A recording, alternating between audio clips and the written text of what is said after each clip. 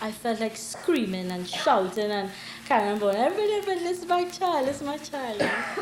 The mothering instinct is one of the unfathomable mysteries of life. The Madonna and child have been portrayed by artists down the centuries, from Michelangelo to Picasso. I felt like less of a woman because, blessed is the fruit of thy womb, Jesus. But Madonna and child apart, what we do know about the mothering instinct is that after a certain age, a woman begins to feel her biological clock ticking away, and a man's wish to procreate asserts itself. So what happens if a couple can't conceive? I wanted to have a child because he has a very large family. I'm from a very small family, but everybody when they see us, they'll say, "What are you all waiting for? Why are you not having a baby as yet? What is wrong with you?" You'll hear negative little things from people, like people say nasty things. If a couple fail to have a child after a year of regular intercourse, they're defined as being infertile. Nancy and her husband tried for 4 years. They claim to have faced an insensitive and incompetent crop of doctors who performed surgery that didn't help, gave her drugs that made her ill.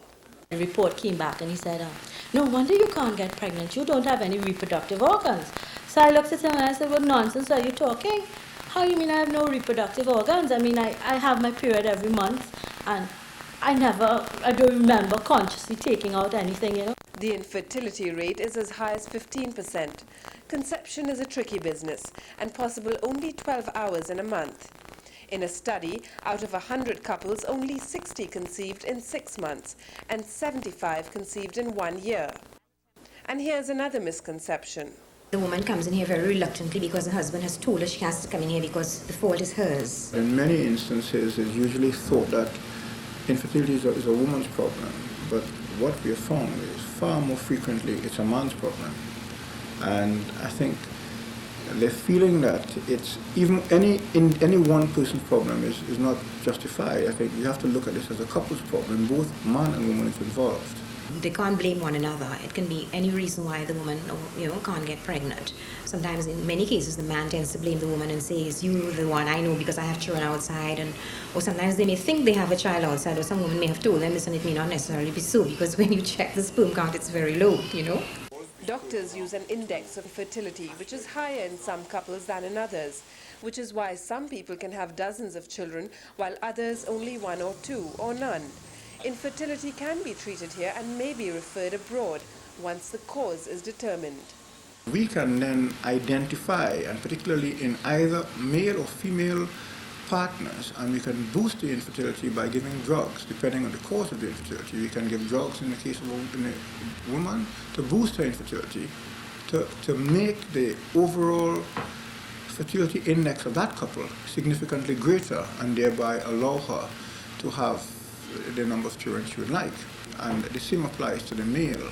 The causes vary from a low sperm count, a woman producing antibodies to her partner's sperm, and blocked tubes. But 10% of infertility remains unexplained. We have to admit that in many instances science cannot help some women, in spite of all the technology we have. In this case, technology worked. Drugs administered to Nancy over 4 months yielded fruit. And the girl typing it up and putting it in the envelope after the test was done. And I said, well, she had no idea. She said, she probably thought I had 5 children already. So I said, well, she said, well, positive, you're pregnant. And I jumped up and down in that room and I carried on. And I ran all the way, I ran to the car and jumped in the car and I said, oh my God, I can't believe this. She came to me very, very concerned and depressed in that she wanted a child desperately, and she was told that she might as well forget about having babies because she would never be able to conceive. We then found the cause was due to a hormonal imbalance, and she subsequently conceived after 3 to 4 months of therapy. The joy of childbirth was shared equally by the father. He looked at her and he said, look at how this little thing has me all wrapped up. 99% of couples who have been defined as being infertile have hope of having a child someday. It can be expensive and there may be moments of despair, but where there's hope, there's life. Trust in God and find a good doctor, and a doctor that believes in you, who knows your body and who knows what they are doing. Ira Mathur, TV6 News, with a special report.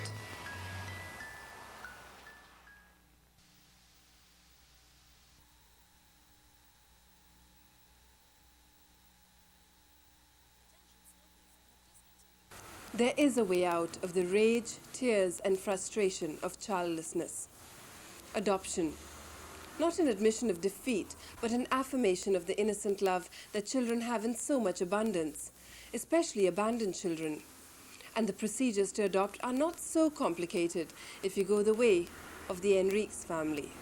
All adoptions have to go through a single government body, the Adoption Board, which can be a lengthy process, but one couple got around that. Here's how this couple did it. We did not go to the adoption board and put our name on a list, because to adopt, you would normally have to go into the adoption board, be interviewed there. They would ask you to present them with certain documents. They would do a medical on yourself and your spouse. They would do a family background. They would take pictures of you all to get coloring and stuff like that. We did not go that way. Somebody who knew us and knew that we had wanted to adopt a child had come into contact with this young girl who had had a baby that she just could not afford and she was ready to abandon. And they contacted me, okay? From there, I visited with the young girl. I saw the baby, my husband saw the baby, and we decided, it didn't matter to us whether it was a boy or girl or whatever. Here's a baby that we could look after. We went to the adoption board from there. The rest was plain sailing, and within a year, Cindy was theirs. The adoption board interviewed us. They also interviewed the mother, took all the necessary information from the mother. And from there, it was just a matter of going on a 6-month probation. We didn't have to wait now for them to place the child in our home. Do you love your mommy and daddy? Yes, Why? they love me. And when you love them, what do you do for them? Show them you love them. Play with them and make them happy. The couple is still in the process of adopting Antonio, but there's no doubt that this is a family. Somebody better not come and try and take them, for sure. There's no ifs, ands, or buts about it. I mean, I love them uncountable amount, it's just unbelievable. And whenever they get hurt or cut or anything like that, I mean, I'm nervous just like everybody else. She's mine. In fact, right now she is 5 years old, and we go out and people say, she looks exactly like you, she talks like me, she walks like me. Some of the things she does, it's me, right? And that's nobody else's child but my child. She's mine. Who do you love best in the whole world? Mommy and daddy. And what about your little brother? Yes. Do you like to fight with him? No. And if he falls down or somebody pushes him, what do you do then? Do it him. Pick him up. Is there anywhere else in the world that you would rather be, rather than your mommy and daddy? Not running away from them. And when they grow old, what will you do? Be bigger and drive the car. Will you take care of them? Yes, sir. The children are told honestly about their situation. Sometimes mommy and daddies can't have babies in their tummies, and they go and they pick the prettiest little girls and the nice little boys and bring them to live with them, and that means adoption. You remember that? And that's how come mommy adopted you, because she loves you very, very, very much. Remember that? Yeah. These parents talk to their children about racial differences and about how little they matter to them as a family. I told him, okay, he's brown and I'm cream, and I asked him to tell me if he got a cut. What color was his cut? What color was the blood? And he told me his blood was red. So I asked him if he ever saw me with a cut, and he told me yes. What color was my cut? The blood. He said my blood was also red. Don't go adopting a child if you're not willing to give up your free time. Once you've gotten past that stage, I mean, right away you begin to love these children because they are looking for love. And the slightest little love you give them, they're going to give you back 100 times more in return. So getting to love the children and things like that will be no problem. They're going to love you non-stop. Every couple, whether you can have children of your own or not, should experience parenthood. And there are a lot of children out there who need love. And you have the love to give it. Open your home to an abandoned child and give that love. How much do you love them? 1 million, zillion, trillion? 1,000,000 on that. 100,000,000. This big. Now we've seen what adoption can do. It's created at least one family with ties as strong as blood, or stronger, because they work at it. Ira Mathur, TV6 News, with a special report.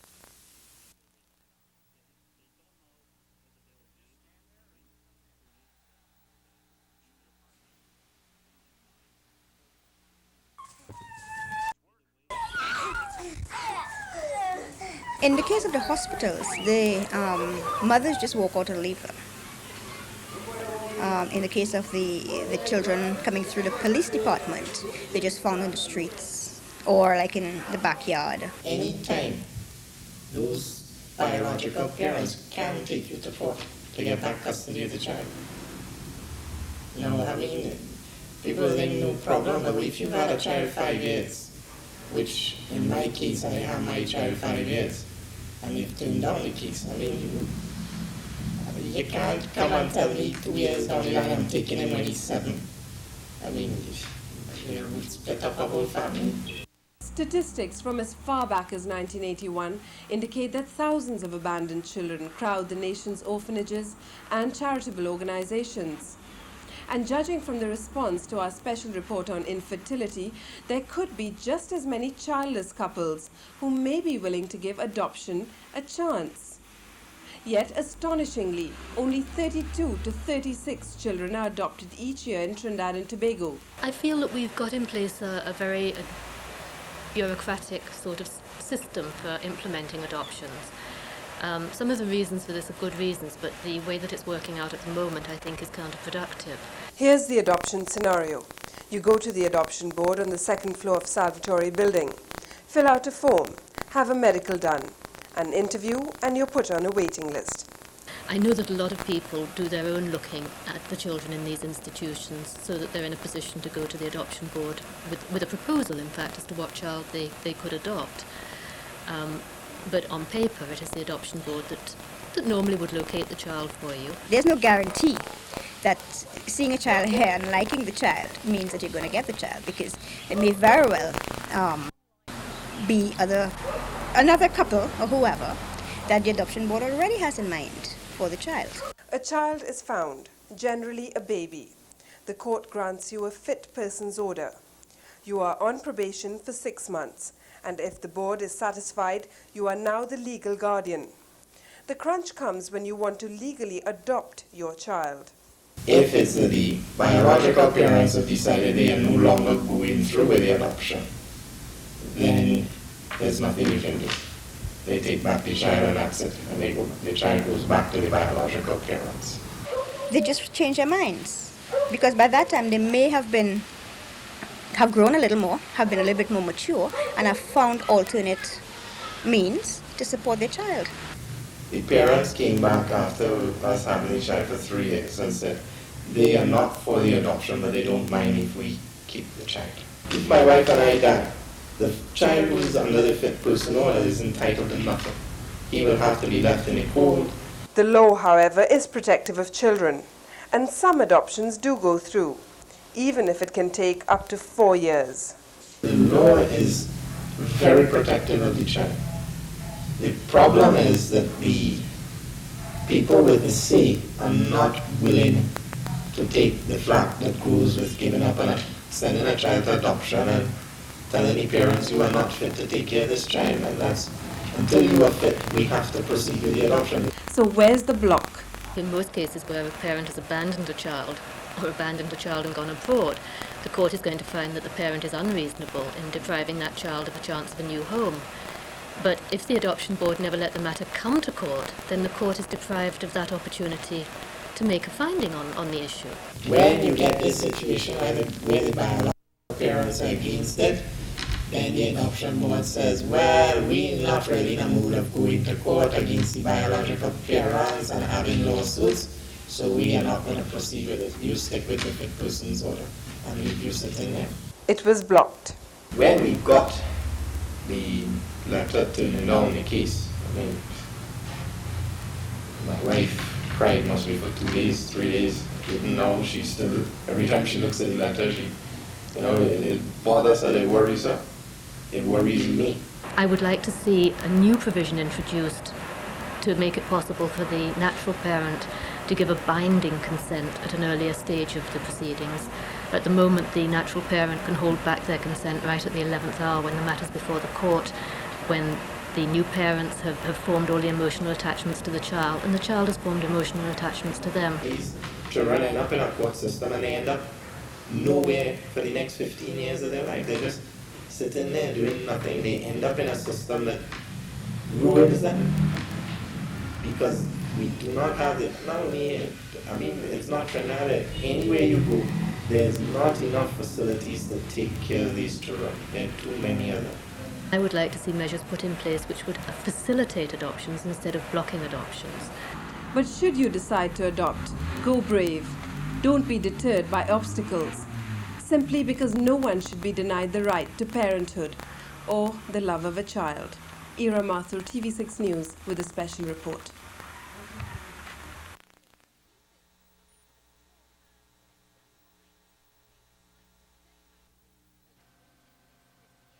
Listen to this. Today, women are working in jobs where she works for as much as their husbands or even more. Now men take more interest in the daily care of their children. They change pamper and also feed the baby. Household chores are shared equally in the home. An example of advanced illiteracy by university applicants. Functional illiteracy is, as I say, the inability to function through and by means of the written language. Since independence, our leaders have boasted of one major achievement: education for all, literacy approaching the 100% mark. Yet, all around us, people are functionally illiterate, which is to say, they cannot read a sign, fill out a form, write a letter, or use a measuring tape. Take a tape measure and measure this table. And you will get answers sometimes like, this table is 2 feet, 6 inches, and 4 ounces. Only recently, Father Gerard Panton of Serval claimed that up to 40% of our population may be functionally illiterate. If anytime I read, I say people, big, older people are me saying, what sense I'm going to school and learn all that, get all that passes and no work and things for now. None of them. So I say, better yet, I know nothing to do with reading, so me and nothing to study then. They say I have to go for an interview. I say, well, better I ain't go again because I know well, I can't read too well and I have to get blank how I can read and write. Sewing was something without reading in it, but you have to learn maths. But I was good in maths, right? And learning about that now, I came to Sobol and I did it, trying to do the trade now. Where then did we go wrong? When people have an impoverished language, because language doesn't exist in a vacuum. Related reasons are overpopulation, children having children. Mothers who are 14 years old themselves and who can't read and write. How do you expect their children to read and write, no matter how well they are taught in school, because half the time they won't go to school, and when they come home from school, nobody will read them a book. Nobody will tell them to turn off the television, which, although they are dirt poor, they have. Mother, well, she doesn't leave home, so she never has no time. There are many grown people walking around who can't read and write, but they will hide it because they're ashamed. My father, well, he couldn't read too good, so if I read something and he feels it doesn't make no sense, he go beat me. There are other reasons for illiteracy. An attitude against standard English, the influence of TV and dub music. Other societies understand that the standard has a value, it has a value in education, has a value in administration, that makes it indispensable. So that to mix up the ideas of being able to control the standard and the idea of being free from colonialism and why we should talk the white man language and all the rest of it is merely one facet of this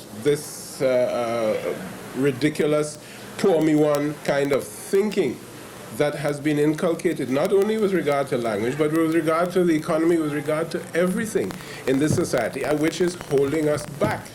Television, cartoons, and rap music, auditory too. We get our messages from those three. I feel more comfortable with rap music or slows, and they feel more comfortable with that because they feel more relaxed. There are types of music like dub, like reggae and so on, very strong rhythms and so on, which operate upon the lower brain centers. I didn't invent that. That is a known neurophysiological fact. Solomon claims there's a political reason for this. It's almost a conscious decision to keep the people stupid. Because notice, one of the things that you said just now was that Trinidadians say, we are not stupid, we can talk and so on, we can think, why should we talk the Queen's English? But if you can't talk, you are stupid. You're not stupid, you just haven't been properly taught. The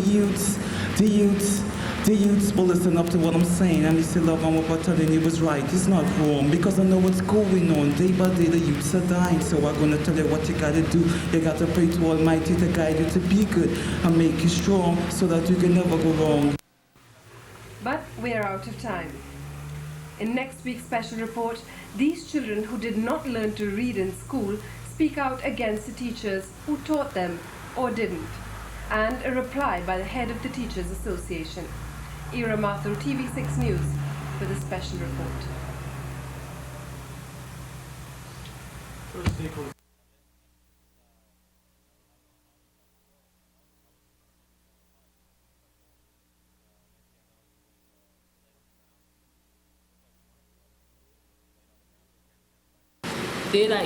They don't care. 30,000 sat, the last 11,000. All of them were graded weak and very weak in every single subject without exception. If what Father Gerard Panton says is true, and we have no reason to doubt him, then 40% functional illiteracy in this country is an outrage.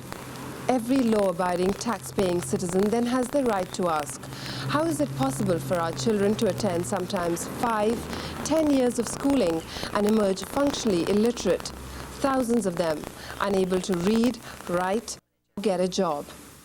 Now adults, they're training at Serval, common entrance failures and secondary school dropouts. Teacher, you said just come into school, right? Never say nothing. When it's lunchtime break, go on, never, you know what I mean? Never give me no confidence on myself. They will just watch you and like put you in a corner. With large class sizes, that is one.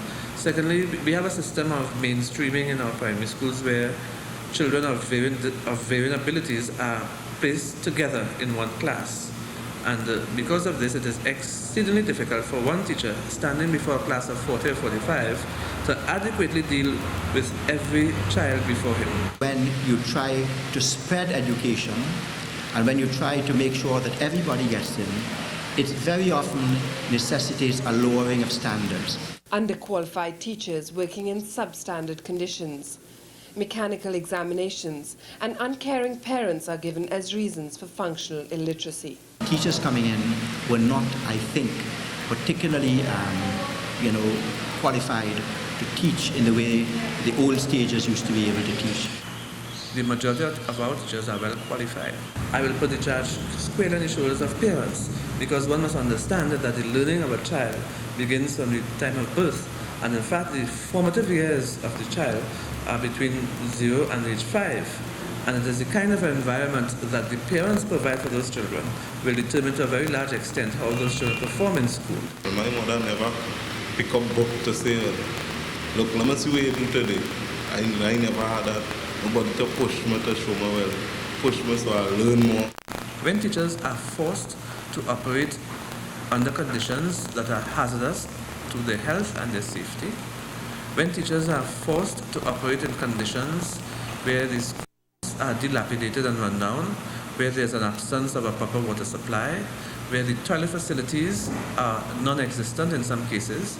All these help to prevent the teacher from performing his duties effectively.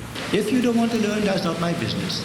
It's you to catch afterwards. So they don't really feel, I really have got to ensure that each child leading my class is at least able to read and write. It's up to you. Specifically, the Common Entrance Exam is held responsible. It became a very mechanical type of examination, and the teaching became very mechanical, in which many pupils were taught to guess rather than to think out solutions to answers. What about missed classes due to teacher boycotts? The presence of a teacher in front of a class does not, in its entirety, shape the kind of education that child will receive. In their own way, these children, hopelessly misunderstood, explain their route of escape. You know why children listen to the music? Because they see they are alone, right? And they need something to comfort them, so they listen to it and get so attracted to it, they get into it. They come like a parent, right, growing up a child, right, but she never showed the child love, but the child get love from someone, the other else, right, and that make them more attracted to the other person more than the parents. I like reggae music. I like music, yeah, but it brainwashing me too.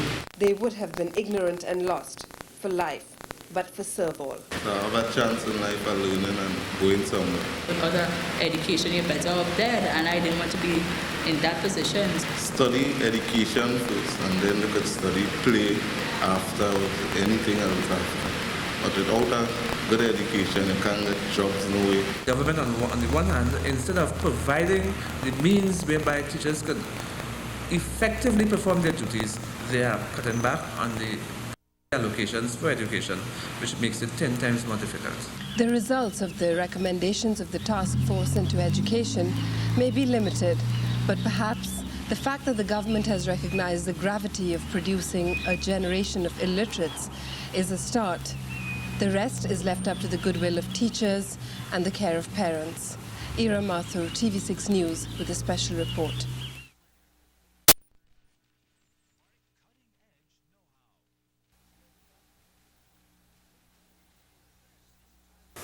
In 1962, the scarlet ibis was pronounced the national bird of Trinidad and Tobago. By 1987, the species was protected by law. Each year, thousands of scarlet ibises fly abroad to Venezuela to nest for 4 months and return with their young ones. There are some 10,000 scarlet ibises in this country right now. However, if poaching continues in the swamps, we may gradually lose our national bird forever. Let's visit them. A dusky evening, we glide along a leafy doorway, opening into a silvery sheet of enclosed lake. A hush. Wait. Here they swoop. The boat is allowed only 200 yards of them. Almost a miracle. A vision of a tree in a flash, covered with bright fruit. This is where the scarlet ibis comes into roost for the night. They have 3 different